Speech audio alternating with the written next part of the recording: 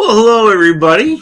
It's time for chat with Charles. Hey, Good to see you all. Hey, Billy, how you doing there? I'm doing all right. I'm doing all right. Billy, I've been wanting to have you on for a while. You are just one of those guys in the guitar community, always in the chats, always something positive to say, a lot of fun. It's been a lot of fun hanging out with you on the Water Buffalo meetings. And so just been very excited about having this conversation. Oh, well, thanks. I'm glad I could make it. All right. Well, good. Let's see. We've got Herb of Fireside Studios that was in the chat, and he's been joined by Josh Tanberg. Our buddy Keith H is here, and it looks like the West Coast has woken up because Hit Metalworks is in the chat as well. Ken's up early. Yeah, Ken is always up early. Ken is a very loyal participant in the show. every Sunday morning. So we really appreciate he gets up. And we've got Martin of L&M Guitar Corner. He has joined us asking everybody, hey, Martin. How you doing? Appreciate that. All right, Ken. All right, Billy. So let's go ahead and start with the obligatory question, right? Okay. Okay. And so the obligatory question is, how do you begin your guitar journey? What brings Billy Baloney to guitar? Okay, well, when I was about 8 years old, I was a big fan of the Partridge Family. I used to watch it every week. And, they always had their musical numbers in the show, and they all play guitar, and they were all like kids. I was like, oh, I could do that. So I begged my parents, I want to play guitar, and they went and bought me a little cheap acoustic nylon string guitar, set me up with lessons. It was a total disaster. They were, right off the bat, they were trying to teach me to read music, and I was playing music I didn't like, and so that failed miserably, obviously. So fast forward a few years, I'm like 13, 14 years old, become a big Kiss fan. And I want to be Ace Frehley. Of course. I'm like, I want my parents to buy me a guitar, an electric guitar. And they're like, no, we did that once before, and you didn't put the work in. We're not wasting our money. I'm like, oh. So a couple of years later, I got myself a part-time job washing dishes. I go down to the local music store and bought myself a Les Paul copy, just like Ace Frehley played. And I had like my old books from when I took guitar lessons, with the Mel Bay chord book, and showed you how to play all the different chords. So I figured a couple little things out, And one day, in my wisdom, I decided I'm going to take this guitar apart and see how it goes together. So I took it apart, and I was going to put it back together. My mom comes in my room. She sees this guitar in pieces in the corner of the room, throws it away. I'm like, Mom, where's my guitar? It was broken. I just got rid of it. I'm like, oh, God. So anyway, then, a couple of years later, I was probably about, 17, 18 years old. I saved my money up, and I went down to a real music store that had Fender guitars and Gibson guitars. And I bought a Fender Bullet guitar. And it was $169 with case. All right. Wow. Anyway, so that's when I started getting serious about playing. I had like a real guitar. I started taking lessons from some metal guy, which wasn't anything like what I wanted to play, but I learned a lot. He taught me a lot. He taught me how to play the pentatonic scale, which was like a huge breakthrough. It's like all of a sudden it's like, oh, I can play lead guitar now. So I got into that. I had a little 5-watt practice amp, little Yamaha 5-watt practice amp that I played through. I saved some more money, and I got myself a real Fender amp. It was a Fender concert, like 1983, I think. Yeah, those are nice. It was so loud. It was a 60-watt tube amp. It was so loud, and it was so heavy. It probably weighed 70, 80 pounds. And I used to jam with my buddy over at his apartment, and he lived on the third floor of a walk-up. Oh, my. Over there, And you couldn't carry it by the handle because by the time you got to the top of the steps, your hand hurt so bad you wouldn't be able to play. Right. So I would carry it like a baby up 3 flights of stairs. But from that on, I was just like, I was hooked. I started buying more guitars and amps and trading and selling. And, back then there was a lot more cool, like music stores that sold like a lot of used stuff and everything was pretty reasonably priced back then too. So when it comes to grabbing gear for you, is it about getting a particular thing, or you're looking for what the opportunities are, or do you just have like that? This is what I want. I have this in my mind. That's what I'm going after. Well, I used to get Guitar Player magazine, and I would just read it over and over and over again. And I would find something in there. Like, oh, I got to have that, And you would get it, and you'd be like, oh, this isn't what I thought it was going to be. And, I end up selling that and getting something else. And, like all of us, it's like you're never satisfied with what you have. There's always something better out there. Oh, yeah. The whole grass is always greener effect, right? Yeah. Oh, I made some horrible mistakes along the way, though. Horrible mistakes.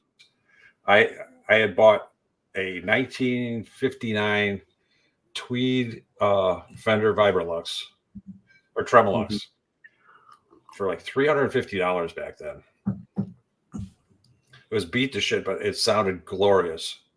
But it wasn't very loud because it was only like 10 or 12 watts. Right, and it just wasn't enough, right?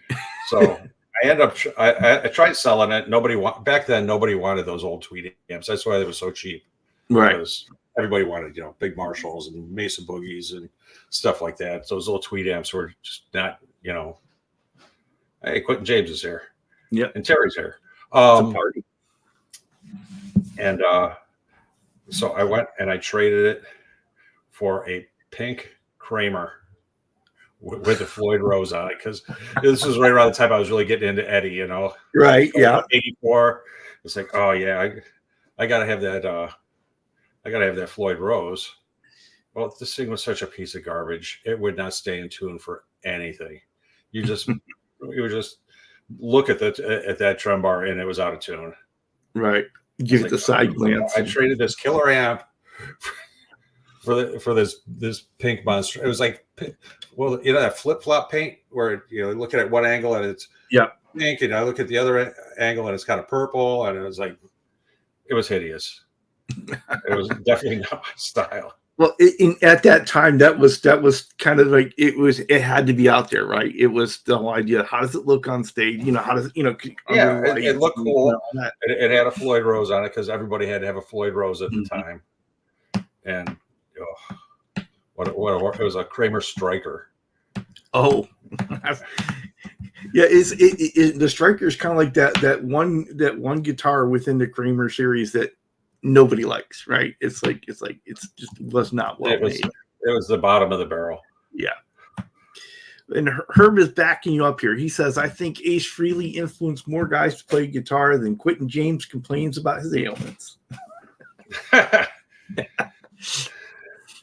And Quentin responded. Well, so many people bag on Kiss, but you know what? How many bands are out there because Kiss was there?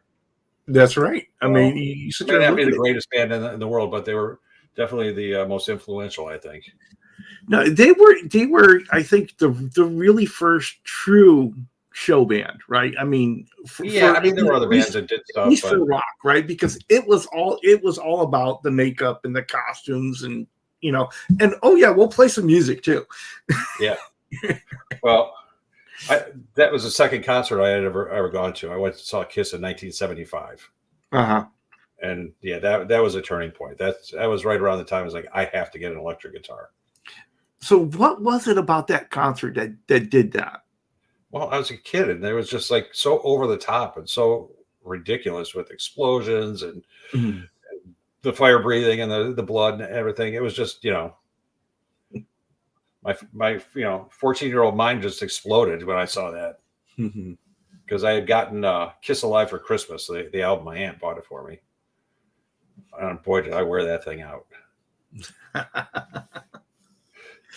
It is. A lot of air guitar was played along to that album. I'm sure. For me, that band I think was Styx, right? That was my go-to when I began really listening to music on my own.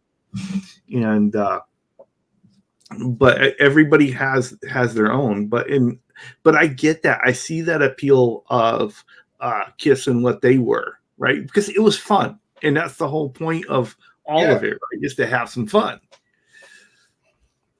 And then I kind of think about, and you're like you were saying, how many other groups were influenced by Kiss? Well, you go into the 80s, Twisted Sister. You can't tell me that's not where they got a lot of their ideas from, right? Well, Twisted Sister has been around for a long time. They were around in the early 70s. Oh, I know, but it's still to that. I mean, but they didn't really over the top image, and yeah. And it's every song's a party,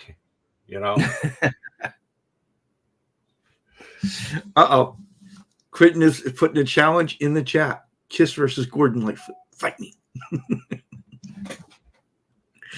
Oh, okay. So you took some lessons from a metal guy. So how do you get to the point where you feel that you've become a good player and you're having the fun you want to have?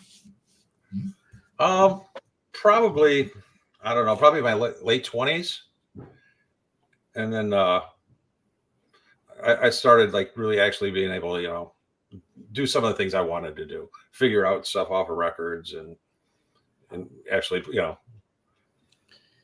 play stuff that, other than, 3 cowboy chord songs, I started like, pulling out those Zeppelin records and trying to figure out how to play Jimmy Page riffs and stuff. And then you have friends that will show you, hey, this is how you play this. And so, probably my late 20s. And then I got married and then had a kid, and guitar kind of went to the wayside for a long time. Mm-hmm.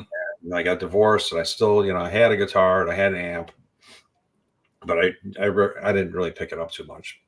But, probably in my mid to late 30s, I started picking it up and being serious about it again.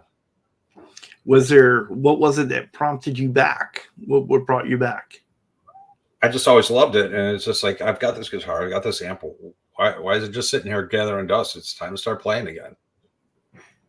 So I remember how much I enjoyed it the first time around. I'm just gonna, pick it up again. Right, but was there something that happened, or just the switch just flipped one day and you picked it back up? This, I'm sitting around doing nothing. It's like, I got a guitar, I got an amp. Why am I not playing? I just, I picked it up and started practicing again. Got my calluses back on my fingers. It was like,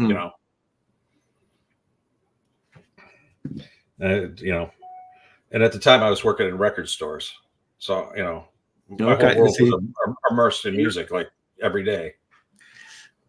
That makes sense. Yeah, you're go ahead. Part of the, with working at the record store is I was able to get on the guest list for concerts all the time. So I went and saw bands at least once a week, and that's a good inspiration going to see live music. Definitely. I remember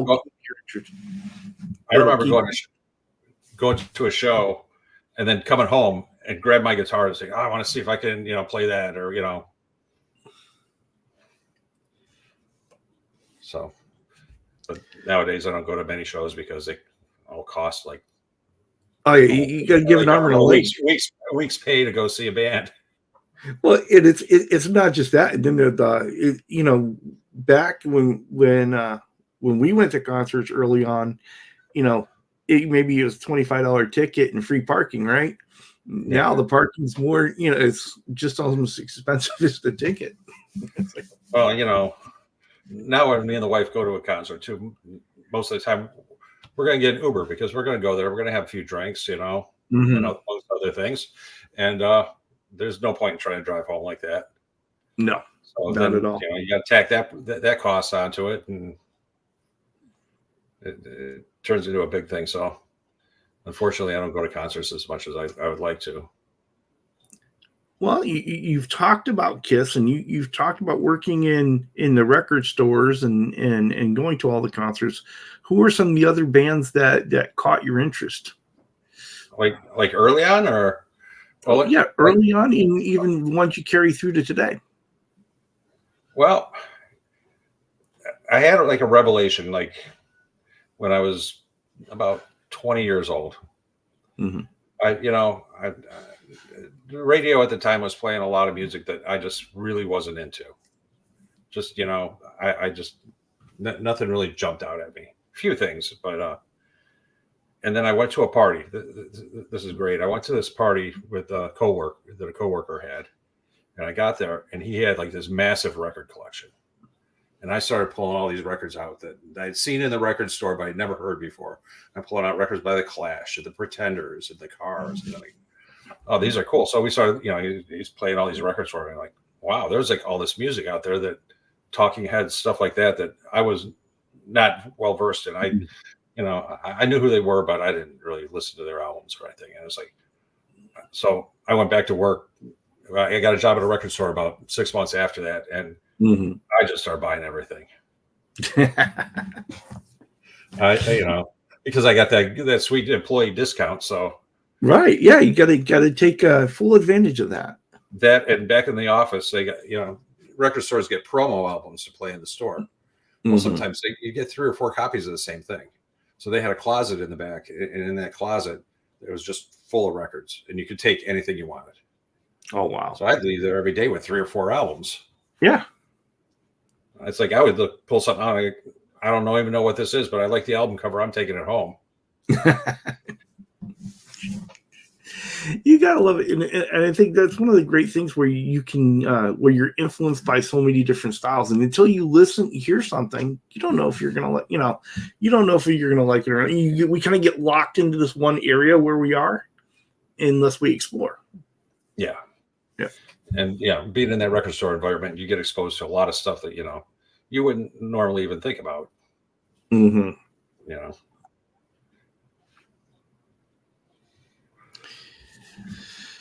So what are some of those the albums that you kind of discovered then? Some of those groups that you still kind of carry through and you're listening to today?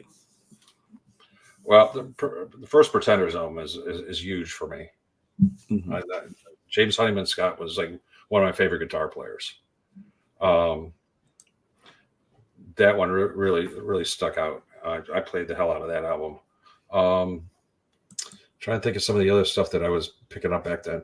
A lot of obscure stuff that never got any kind of traction. Like there's a band called Rank and File. They were kind of like a country punk kind of thing, and they were really cool. Yeah, there's a lot. It can be fun going through old record stores and used record stores and in places and looking at those things that are just, this is so bizarre. This cover is so bizarre. I just have to see what is on the, what the music exactly. was. I would do the same thing. I'd say, wow, this is just like, this is interesting. Let's see what they do. Mm-hmm. There's a lot of dogs, though. Oh, yeah, for sure. But the nice thing about that is if it sucked, I would just take it down to the used record store and sell it. There you go. You didn't have to keep it around. I made a few bucks selling promo copies of stuff that I would get for free at work. Mm-hmm. So earlier you were talking about that you would drag that up to your buddy's apartment to go jam with him. Yeah. So did any of this jamming ever lead to you performing anywhere? Not with that guy. He was a terrible guitar player. and he just he didn't get it. When he all he wanted to do is play lead. He just wanted me to play a couple chords so he could just noodle away for hours. And he had this Strat, and he didn't know anything about setting up a guitar. He thought that all the saddles should just be in a straight line. Mm-hmm. So anything above like the 4th fret's going to be out of tune.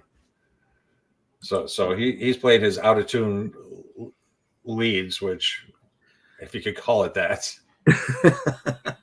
He played guitar like somebody would type. He no bending or sliding or or anything. It was just flurry of notes. Yeah. And so that didn't really go anywhere. And I ended up moving in with him and becoming his roommate for a while. And he had some mental health issues, and I got out of there. But I met some other friends. I never really had a real band. I was in, tried to start a couple of bands, but some like it's the oldest story in the world. It just never went anywhere. Right. Well, one guy stopped showing up for practice, and or they get there and they're just not into it, and Oh yeah, and that's the whole thing. Yeah, it is, but again, it's about that fun of just being together with a couple guys and making some noise and having a good time. Yeah, drink a few beers and play some songs and write some songs. Well, Herb's got a question for you. He says, "Don't you miss the days of the record stores?" I miss working in a record store. We have a record store like not even a mile away from here. Mm-hmm. A friend of mine works there, so I go down there once in a while and pick some stuff up. But records have gotten very expensive. Yeah, we have got, they have, and it's incredible. We have a used record store about 5 minutes from my house called Piranha Records, and you could find just about anything in there, from gospel to heavy metal. I mean, it is all there, and in all the formats. You got your your vinyl, your CDs, your tapes, they've got it all. The only thing I haven't seen, no, they did have I've seen 8-tracks in there as well. So, I have one 8-track. It's Black Sabbath's first album. It's like sitting on the shelf over here. I love it. Let's see. And Sean Hockey wants to know if you're still living in Ohio, because he's in the Youngstown area. Yeah, I'm closer to Cleveland. I'm about 20 minutes outside of Cleveland. Yeah. He's probably about 45 minutes south of me, southeast. There you go. Hello there, BC Rich 581. How you doing? Hey. Made his way in. Let's see. R2R3 locking up is giving us a quick hello. He's on his way over to Guitar Center, so he's apparently going to feed his addiction some more. Don't forget your credit card. That's right. Or maybe do. Yeah, Guitar Center by me is not very good. I love this quote for this idea from Phil S. Norris Guitar. He says, "Some say it's easier to herd cats than to form a band." Yeah, no kidding. And Gear Junkie 35 is, he said $40 for a record pisses him off so much. And not just because it's cheap. I just ordered the new Mike Campbell record that's coming out next week. And that was like, after shipping, it was probably close to $40. It was, I remember when I realized how expensive records were getting, because I was in that record store with my son. This one of the things we love to do, go there and check out stuff. And I was looking at a reprint of Dark Side of the Moon, and it was over $40. It was like, and I was like, I don't know about that. That's a hard sell when you can stream it for next to nothing. Yeah, exactly. And but there are dedicated people out there that will grab that stuff and pay the money for it. I got some records, not like I used to, but I got a couple hundred albums. It's not like before where you just pick up something and if it's only got one good song on it, okay. Now you want to make sure the whole album is good, because if you're going to pay that kind of money, exactly, it better be something you really like. For sure. Well, the nice thing too now is you can preview stuff. You can go online and listen to it and determine whether you want to shell out the money for it. So BC Rich 581 says there are one or two major CD and record pressures in the world, and are well aware of being able to gouge all buyers on record and CD prices. Yeah, I don't know anybody that really buys CDs anymore. I will buy them used. I won't buy a used. You can pick them up for cheap. Yeah. And Josh Tamberg, he is out there trying to do some custom MacGyver stuff in his Galaxy under the dash. So he's having all the fun, is what he's saying. So I just see him under the car with his wire clippers. Do I cut the blue wire or the red wire? You gotta love it, right? Let's see. Well, okay, so going with this idea of the expensive records, and you were talking about what was the record you were saying you just bought? Mike Campbell. He was a guitar player for Tom Petty. Right. Yeah. He's got his own band now. Oh, called the Dirty Knobs, and this is their third album. I love that name. Yeah, so you're looking forward to getting that, huh? Oh yeah. Yeah, I have the first 2 records. I figured I got to keep the collection going. There you go. Is there any other album you'd pay that kind of money for? Yeah, there's a few things that I'll shell out a few bucks for, but not much. Not much. There's a band called Blackberry Smoke that I like a lot, and I usually buy all their albums when they come out. Mm-hmm. I think we're triggering some things because, McCallum used to remember comedy albums like Bill Cosby and still have all kinds of random records. Oh, all those old Cheech and Chong records. Yeah. Oh, and BC Rich, he loved those old Cosby comedy records. He is, yeah, too bad, right? People they'll surprise you. So Herb is asking, is that the guitar player who wrote Boys of Summer? Yeah, he wrote the music for it, and Don Henley wrote the lyrics. There you go, Herb. You can go on YouTube, and there's a video with him explaining how he wrote it, and he shows how to play it and stuff. That's cool. With the riff for it, so it's kind of cool. And he said, BC Rich said he did write Boys of Summer, and he played Building the Perfect Beast as well. So. Yeah, and he was in Fleetwood Mac for a while when Lindsey Buckingham left. That's right. That is right. Yeah. And William DeSilva says he loves Blackberry Smoke. Charlie Starr is awesome. Yes, he is. And they're coming out with a Charlie Starr Les Paul Jr. Oh, really? Putting it out. It's like, I wish I had a couple grand to just dump on a guitar because I'd buy it. I don't know what it is, but I have not found an LP guitar that I have bonded with yet. But there's something about the juniors that I love, right? It did the first one as a fabric top. Didn't think I would really like it. Like playing it as a guitar, but I do. And every time I get those LP juniors, the Epiphone ones, you can pick them up for like, $40, $50 all day long. And oh yeah, so the older bolt-on ones. Yeah, I worked at a music store for about a year, and we sold Epiphones. And one day a year we had a sale, $99 guitars. Mm-hmm. And it was mostly like Strat knockoffs, but those Epiphone Les Paul Juniors, we sold those for $100. Wow.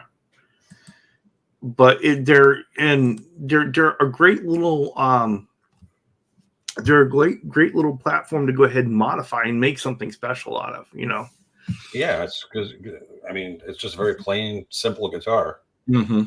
It's kind of like a Telecaster, no frills.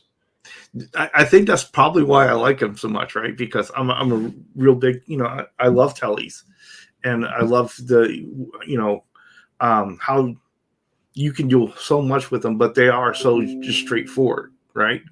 And maybe that's what pulls me into the juniors. I don't know. Yeah, and the whole thing with Les Pauls is they feel weird to me. They always feel too small. Mm-hmm. Just the geometry of it when it sits on your lap, it feels like it's on the wrong place on your leg, and I don't know if it's because of being a Kelly and a Strat guy first, but you kind of missed the upper horn, right? Yeah. It's like, someone cut it off. What's going on here? Well, I've had two Les Pauls. I had a Epiphone Les Paul Custom, and then I had that 59 reissue that they put out a couple of years ago. And I ended up selling both of them because I was just uncomfortable with them. And I've got this guitar right here. This is a Yamaha Revstar. Uh-huh. It plays better. It sounds better. It was just a better guitar. I've been wanting to try one of those. You should check them out. They're, for what they cost and what you get, they're definitely a deal. Yeah, they were making it when they came out with those. There was a lot of buzz around those. Yeah, right. They've changed them up over the years. The new ones have bigger bodies and they're kind of hollow inside. And, but I love that guitar. That's why it's right here all the time. Yeah. And what is it about about that guitar that you love though? Well, for one thing, the neck. So Les Pauls, a lot of them have chunky necks, and I'm not a big fan of chunky necks because when I play, I like to play with my thumb over the top. With chunky necks, it just makes it a little hard. And yeah, that's one of the big killers for me is neck profile. I just like I don't like a skinny neck, but if it's like real chunky, it doesn't do it for me. I get that. Martin, enjoy your dinner, bud. Thanks for stopping. See you, Martin. But yeah, you're right. That neck has got to be comfortable. It's kind of like the make or break, because if you don't like the way your hand feels on it, you're not going to play. If it is your hand is too spread out and you're stretching for everything, or then again, if it's too thin and you have no room to put your fingers, right, because everything's if it's too thin too, and you play for a while, your hands start feeling cramped. And yeah. I have a 335, and that's got a fairly chunky neck, but it's not as big as the Les Paul I had, so I can get along with that one all right. Let's see. Just trying to see if we didn't want to make sure we haven't missed anything here. All right, so we're good. So Billy, how did you find your way into the YouTube guitar community? RJ Ronquillo. I was just messing around on YouTube, and I discovered his channel. I started watching his live streams on Saturdays, and then Ben was on there, and hey, Ben's got a show too. It's on Sunday night, so I started checking in on his show, and it's the YouTube thing that sucks you in. There's like so many so many channels anymore. I know. I just love that. It's one of the questions that is kind of fun to ask. Like, how did you get here, right? Because it's we all start in different places, but it's interesting that how many of our stories are that similar, right?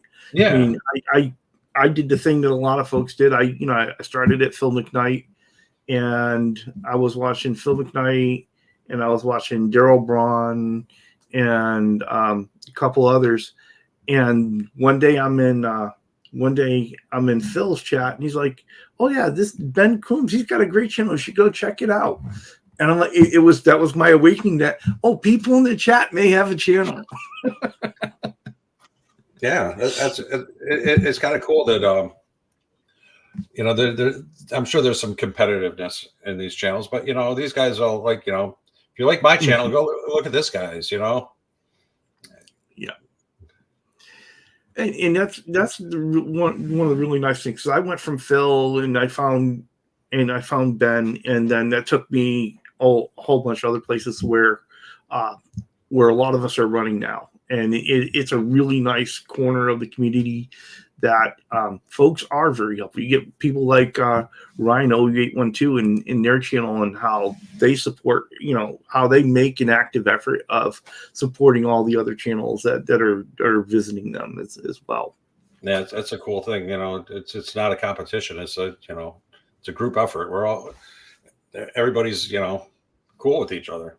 And And this For the this most has part, been, there's some guys that will rip on other people's channels, but whatever. well, there's always going to be a little bit of that, but in the majority of it, it's a really supportive and pulling together. I mean, we've got, I think we've all developed friendships across the country and across the world that of people we never would have met before, otherwise, and they're an important part of our daily life now. Yeah, I met Ben in the flesh last year. Yeah, I drove up to Toronto and we hung out for a while. yeah, that must have been. And we've seen the video on it, and looks like you guys had a great time. Oh, we had a good time. Yeah. So how were so when you were traveling up there? What was kind of running through your mind as you were going to go and hang out? And I don't know. I didn't know what to expect. I just figured, hey, I'm just going to show up, and he was there with Absolute Mayhem, whose name escapes me now, and Riff was there, and as Ben would say, Riff.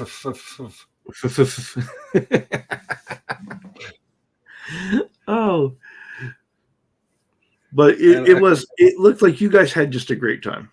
Yeah, it was fun. It was really fun.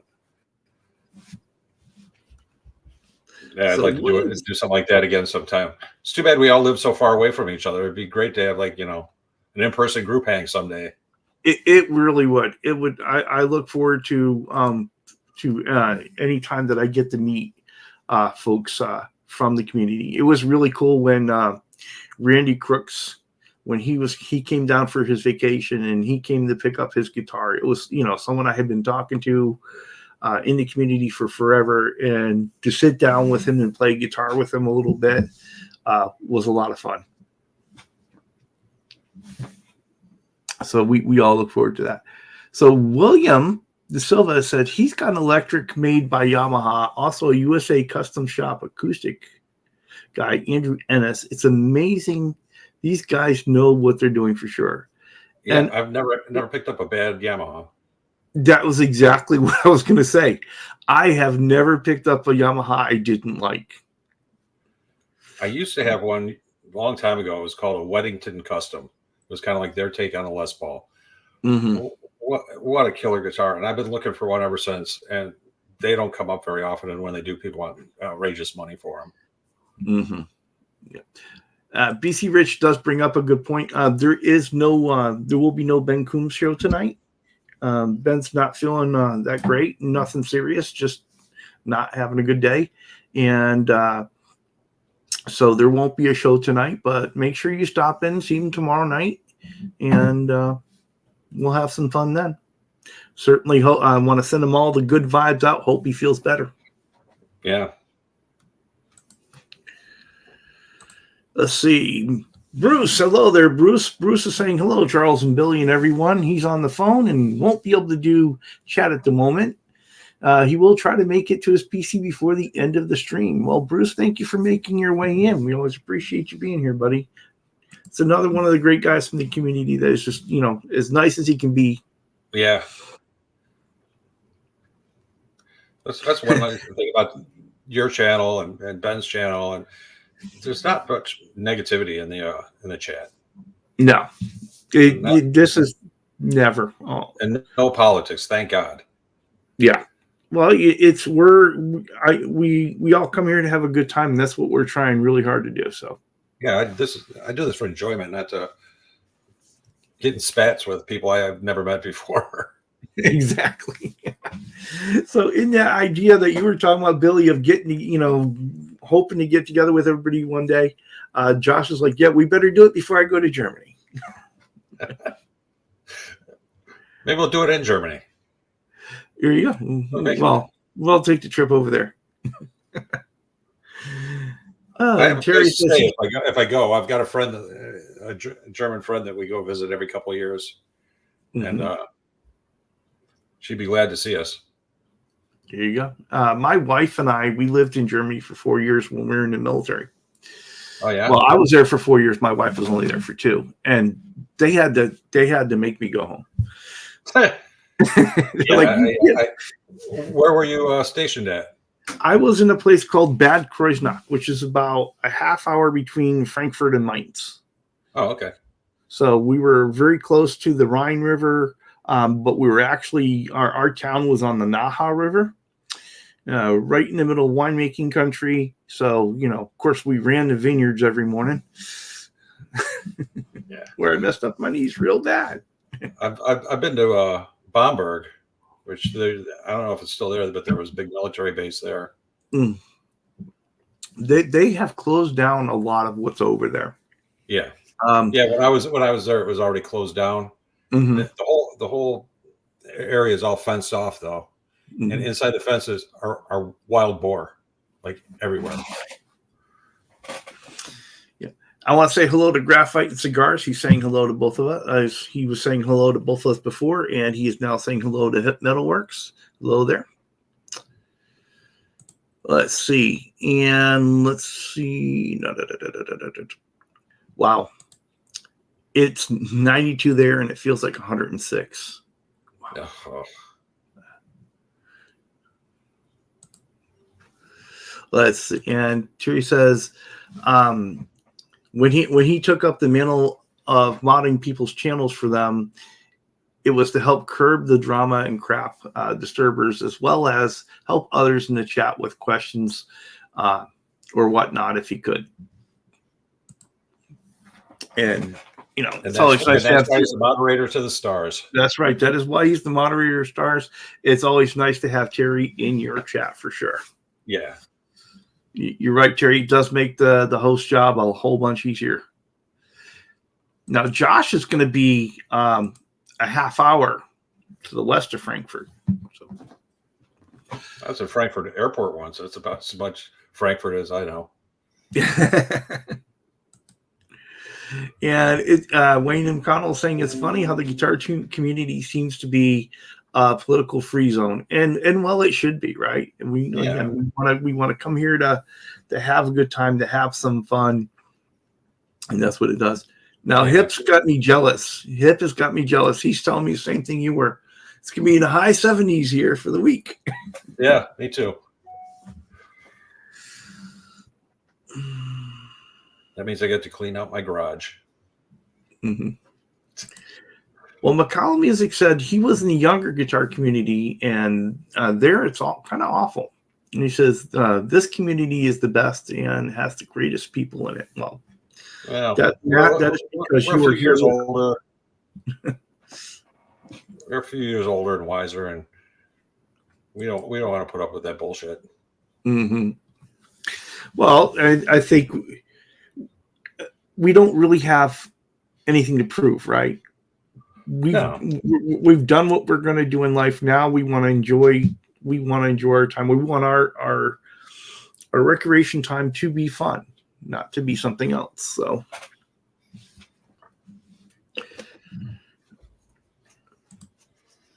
all right, Laz. No, we're not talking guitar politics. Nice try. That's another great channel. And Music Therapy Laz has got his show coming up here in about 15 minutes. So make sure you go on over there and check it out. Make sure that later today you go over and you check out OU812's Sunday Jam. I am looking forward to it myself. So Billy, what do you? So now you're here. You've recently retired and you're living your best life. Where do you want to go forward in your guitar journey here? Well, I'm not living my best life this year because I've made a resolution not to buy any gear this year. Oh, which means next year you go crazy, right? Is that the idea? I've already got a list started. So you're keeping a physical list or a mental list? Right now it's a mental list, yeah. Okay, yeah. Don't leave the evidence around. Well, I'd really like to get a Marshall. I've never owned a Marshall in my life. I'd really like to get one, but we'll see how that goes. Do you have a particular model in mind? Oh yeah, they came out with no, it's all letters and numbers. Always, it's like a student. It's like a Plexi, but it's a 20-watt combo. Mm-hmm. And I've always liked Plexis. The only problem with them is the only way to get them to sound good is to crank them. Yeah. And 20 watts cranked is still really loud. So just, how does that work with an attenuator? Can you still get the sound out of it if you use an attenuator? Yeah. So the ones that I've heard, it gets you most of the way there. It seems like the high end, there's something about it. It just loses something. I think it's just the physics of it. Your speaker is not moving as much, so it's not going to give you the same, pant legs flapping in the breeze when you stand in front of it kind of feel. There you go. Hope we're already starting something here. Fender versus Gibson fight. Oh, Fender. Fender. Definitely, I'm a Fender guy myself. But I like Fenders because I can build it myself. Yes. I can buy some parts and slap them together, and I have a guitar. So are you that kind of? So you are that kind of guy. You like to do a whole lot of hands-on stuff with your guitars. Yes. Yeah. I've got 2 Tellys and a Strat that I've put together out of parts that I had and parts that I picked up on eBay, and yeah, I really enjoyed putting them together. And there's something that I think you find as you start putting together your guitars, or you're working on your own guitars, you have that deeper connection to it. You want to pick it up more. It's mine, Mm-hmm. And I've always wanted to have that guitar that nobody else has. Well, the thing that got me started was Danish Pete. Mm-hmm. He had that purple Telly. It's like, oh man, I'd love to have a purple Telly. So I just gathered up some parts that I bought and had, and I built one. Here, hang on. All right.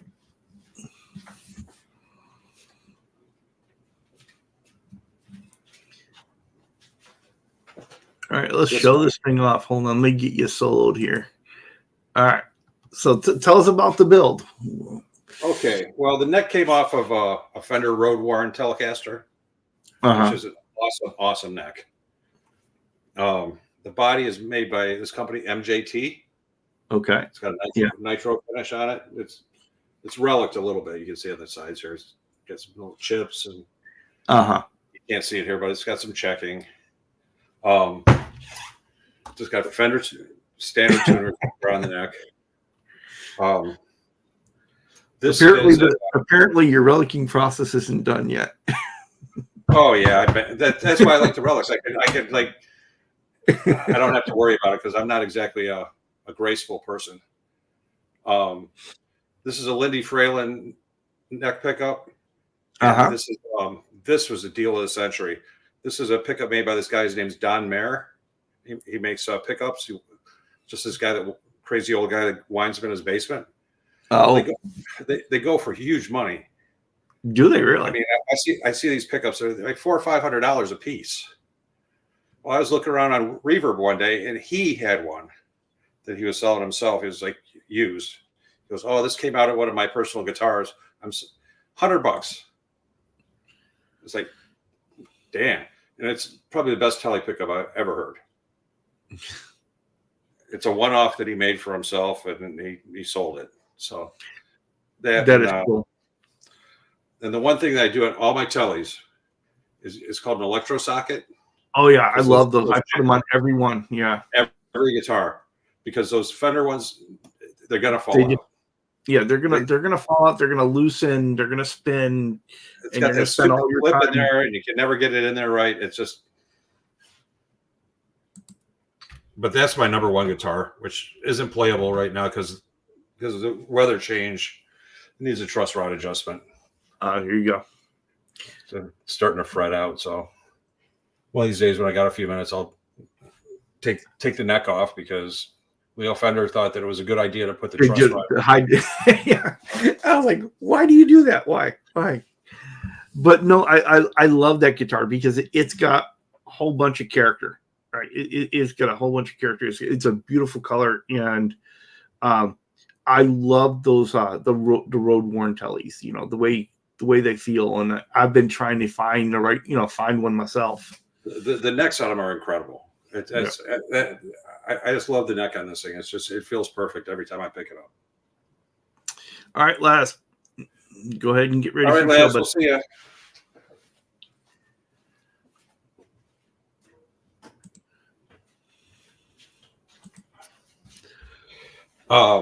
The folks in the chat were saying they love Danish Pete as well. He's a great player. It's a funny story about that. Dave Nesdahl, did you ever watch his show? Oh yeah, you loved it. Ben was on it a lot.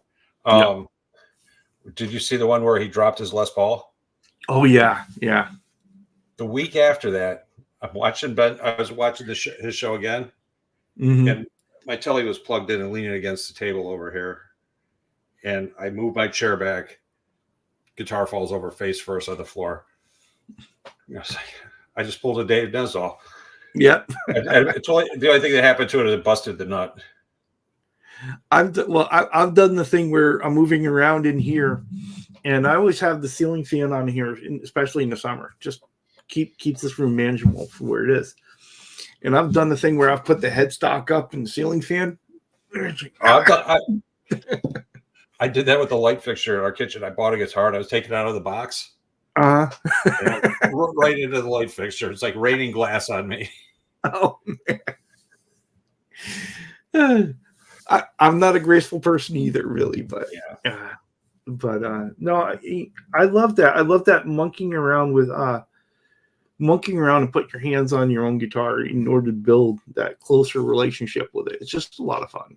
Well, yeah, that's exactly the way you want. Yep. Love that idea. The other big thing that I learned how to do, which scared the crap out of me the first time I did it, was doing a fret level and crown. Oh yeah, I have not had to do that yet. If I screw this up, but I did it and it came out great. I've never had to do a whole level and crown, but I've had to knock down a fret or two. Yeah. Right, and not as hard as you'd think.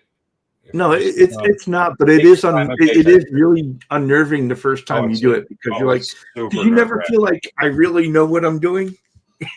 Like, right? I'm gonna ruin my guitar right now. Yeah, as I'm running sandpaper over the frets. Well, Herb says we're making him feel better about his clumsy self. I've never actually broke a guitar beyond repair, though. Let me show you something, Billy. I love this guild, right? One of my absolutely favorite guitars. I love it so much that all my other acoustics disappeared after I got this. Now, I don't know if you can see it on the camera, but there's a little small indentation right here. Yeah. Oh, yeah, I can see it a little bit. All right. So I was in this room, and I was buffing a guitar with the machine buffer that I had just bought, right? That I don't really use a whole lot for buffing guitars right now because this happened. And so I've got the buffing compound, and it's a bar, and I'm holding it. And I'm, because I'm moving up my rags on it, right? My wheels. And putting the compound on it so that I could go and buff the guitar. And so this guitar is sitting up over there on the chair, and I hit the wheel makes contact with the buffing compound in just the right way, and that buffing compound shoots out of my hand into the guitar, and that's how that got hit. I bet your heart dropped when you heard that sound. Oh yeah, I was beside myself. And of course, there was a dark brown buffing compound. So it left a huge mark, and I'm like, oh no. And then you start cleaning it up, and then it's just this little small thing. But I'm like, okay, I can live with that. After it's like, and I swear, I put that buffer away for like 6 months and didn't touch it for 6 months. You should need to have it in the garage or something. Right. Well, yeah, it was before I moved everything out to the garage, right? Yeah. And so now I don't do any work in here anymore, but that was a big part of that decision. And then I had that guitar sitting out in the living room last week, and I was in here working, and all of a sudden I hear the soundboard make a lot of noise. And so I'm waiting for someone. Yeah. And I'm waiting for someone to say something. Right. And so no one says anything. So about 10 minutes later, I decide I need another cup of coffee. And I walk to the kitchen and go get a cup of coffee. My wife is over there at the sink doing something. I was like, you want to tell me something? She's like, no, what? I said, well, I heard my guitar make a bunch of noise. What happened? Well, she's got this stool. It's kind of like it's got metal legs on it, but the top of it is like a chunk of log. And she knocked it over, and it had hit the guitar, but it didn't do any damage. And I'm like, surely it must have with all that noise. And I'm sitting there, I'm looking around, and I'm 10 minutes, I'm looking at this guitar, looking for where she damaged it, right? It's like, I'll find it later. But it was okay. All my guitars are dinged up and dented up. That's, like I said, grace is not one of my qualities. See, Matt says he broke a fan with a Squire bass 6 headstock. Oh, I can imagine you break a fan with a fender. Yeah, deck. Yeah, that would not be a good day for either the fan or the headstock. And looks like a bunch of folks are missing Dave Nesdahl. Yeah, we certainly all do. Yeah, that was a sad day. Sean Hockey says I need to have a new sub show on with guitar bloopers. If you could just catch all those moments on video. It was one of the reasons why I started putting bloopers at the end of my videos, right? I was like, all those things I would cut out. I was just like, okay, let's show some of the reality of this and have some fun with it. Have you ever seen those videos where like young kids are trying to like swing their guitar over their shoulder with the strap? The strap lets go and the guitar goes flying, or it hits the guy next to him in the head.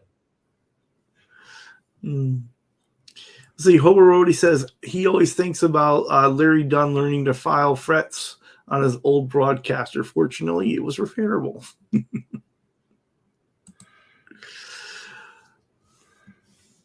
Well, Billy, this has been an absolutely great time. This has had a good time. Thanks for inviting me on. No, thank you for coming on. It was like it's one of those things where when I came over to Ben's channel, you were one of the first names I remember seeing over there, and always talking in the chats. And then we got got a little closer with the Water Buffalo meetings there. And those things are so much fun. They are. And so if you are not a member of Ben Coombs' channel and you want to hang out with guys like Billy, it's worth the membership, I'm telling you.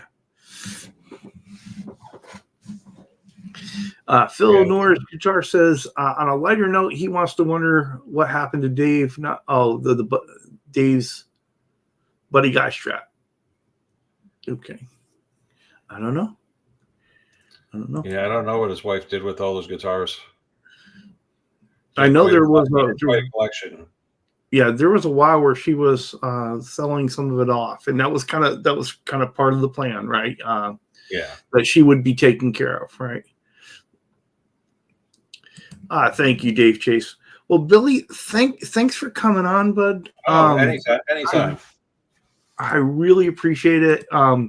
That's the great thing about this particular show, getting to know the guys that are in the community a little bit better. And hopefully we did that with you today. And I hope you had a good time. Oh, I did. I definitely did. Thanks a lot, Charles. I appreciate you having me on. Anytime. I had a good time. So go ahead and hang in here with me a little bit. We're going to send everybody else on a little bit, and you and I can talk a little bit more. Go over to Laz's channel. Yep. Go over to Laz's channel. Music Therapy Laz is coming on right now. Make sure you hit OU812 later today and check out Ben Coombs tomorrow night. All right, folks. Go ahead. All right, guys. Thanks for coming in. Yep. Thanks for coming in. Thanks for being with us. Billy, thank you again, bud. It was a lot of fun. Oh, no problem. There you go.